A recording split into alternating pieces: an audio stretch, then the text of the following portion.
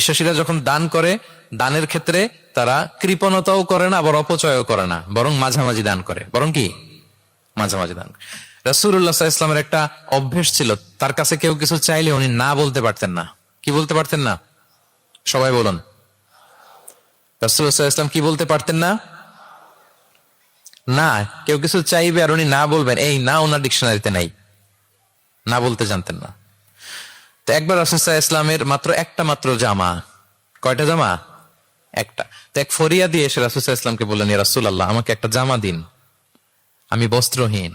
তো রহমতের নবী কি আর করবেন, যেহেতু না বলতে জানেন না, কাউকে ফিরিয়ে দিতে জানেন না, নিজের জামাটাই খুলে দিয়ে দিলেন। সুবহানাল্লাহ। এখন ওনার গায়ে তো জামা নাই, আছে? উনি জামাহীন অবস্থায় ঘরে বসে আছেন।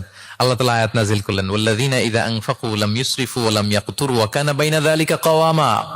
বিশ্বাসীরা যখন দান করে তারা কৃপণতাও করে না, আবার বাড়াবাড়িও করে না, মাঝামাঝি থাকে, মধ্যম পন্থা। মানে বুঝাতে চাইলেন, আল্লাহ তাআলা এই কথা দিয়ে বুঝাতে চাইলেন, নবী হে, জামা যদি দুটো থাকতো তাহলে না হয় একটা দিতেন, দুটো যদি থাকতো একটা দিতেন। এখন ছিল কয়টা?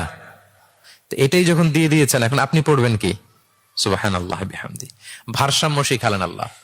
তাহলে ইসলাম হচ্ছে ভারসাম্যের ধর্ম, ব্যালেন্সড রিলিজিয়ান। বাড়াবাড়িও নাই, ছাড়াছাড়িও নাই।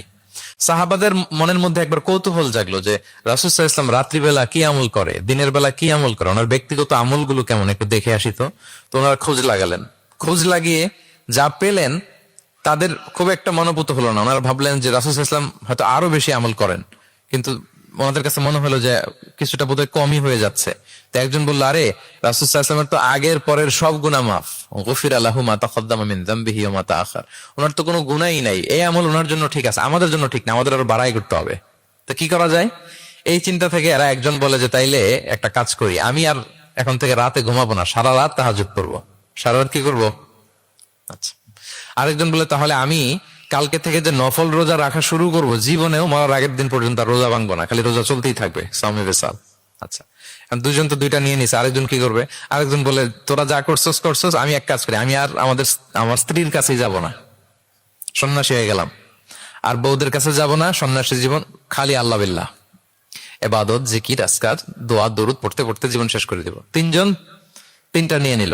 এই কথা যখন রাসূলুল্লাহ সাল্লাল্লাহু আলাইহি ওয়া আলিহি ওয়াসাল্লাম তিনি শুনলেন, তিনি অপছন্দ করলেন। তিনি বললেন, মা বালু আকওয়ামিন ইয়াকুলুনা কাযা ওয়া কাযা। তোমাদের কি হলো? ডাকলেন, সমাবেশ করে বলেন, এই, নাম ধরে বলতেন না। তিনি কিভাবে মানুষকে কারেক্ট করতেন দেখেন, সংশোধন করতেন। এই, তুমি নাকি এটা বলছো, দাঁড়াও আব্দুল্লাহ, এই আব্দুর রহমান তুমি দাঁড়াও, এই আব্দুল করিম, তিনজনেই তিন খারাপ কাজ করছো। এইভাবে সংশোধন করতেন না, কারণ নাম ধরে দাঁড় করালে তারা তো অন্যদের সামনে অপদস্থ হবে। কি বলেন, ঠিক কিনা?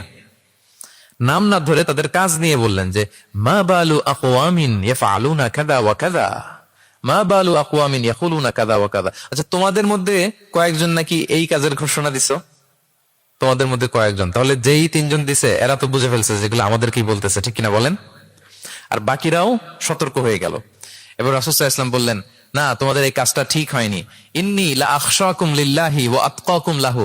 তোমাদের মধ্যে আমি নবী সবচাইতে বেশি আল্লাহকে ভয় করি, আমি সবচেয়ে বড় মুত্তাকি।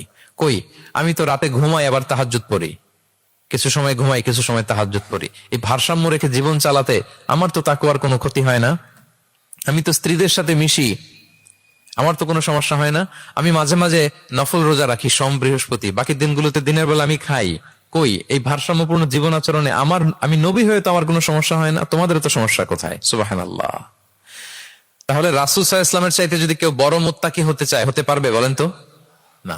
সেই নবী রাতে কখনো নির্ঘুম থাকতেন না, only accept the last 10 days of Ramadan. রমাদানের শেষ 10 রাতে রাসূল সাল্লাল্লাহু আলাইহি ওয়াসাল্লাম ঘুমাতেন না। আর সারা বছরের রুটিন হচ্ছে এশার পরেই ঘুম দিয়ে এরপর রাসূল সাল্লাল্লাহু আলাইহি ওয়াসাল্লাম শেষ রাতে তাহাজ্জুদ পড়তেন। মানে ঘুমোতেন, আবার নামাজ পড়তেন, ব্যালেন্সড। ইবাদত করতেন, স্ত্রীদের সাথেও মিশতেন, মাঝে মাঝে রোজা রাখতেন, আবার মাঝে মাঝে না রেখে খাবার খেতেন দিনের বেলা। সুবহানাল্লাহ।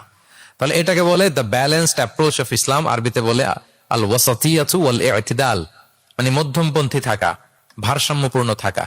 ইসলামের অনন্য একটা বৈশিষ্ট্য হচ্ছে এই আল ওয়াসাতিয়া, মানে দ্য ব্যালেন্সড অ্যাপ্রোচ, ভারসাম্যপূর্ণ জীবন বিধান। এগুলো যখন অমুসলিমরা দেখে তারা অবাক।